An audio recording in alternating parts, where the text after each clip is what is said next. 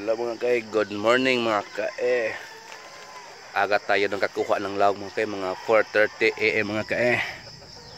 Sabi ang yamog.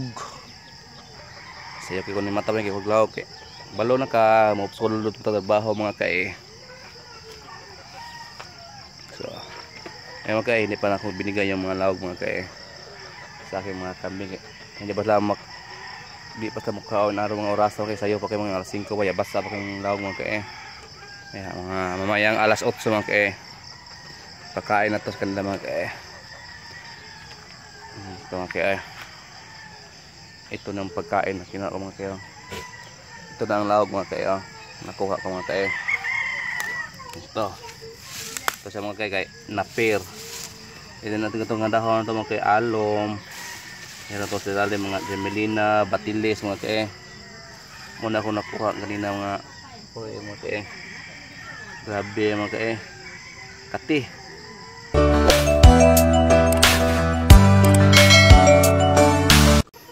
Good morning mga guting. Ito po sila mga kay. Lang wala natulo ilang balay-balay sa uwan. Basta talagang uwan kagabi mga kay. Ito ang guting namin mga kay. Itong isa. Ito yung buntis. Ito ang buntis namin mga kay. Ang gandang tulog yan. Ang gandang higaan. Muna mga buntis mga kay. Ito yung isa mga kay. Yung kang bagong takalan mga kay. Muna namin mga kambingan mga kay. Tatlo na sila mga kay. Yung ganda. Bagong takal ito mga kay. Yung mabot nga 28. Isang buwan na ito yung mga kay. Gikan sa pagtakal. Ito sila mga kay. Sayo mo ko nung maglawag mga kay. Mga alas 4:30. Nakuha na akong lawag mga kay. Sagol-sagol akong ikuha ng lawag mga kay. Mga alom, germelina, batilis o kuan, napir. May lawag na kaya.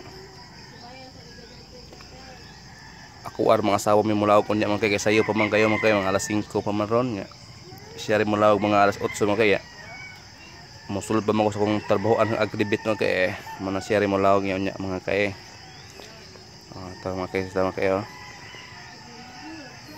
Iba mga kay. Ang kanding, ilang balay mga kay. Buti lang walang tulo. Hindi sila nabasa mga kay. Ganda ang tulog ng kagabi mga kay. Mga kay.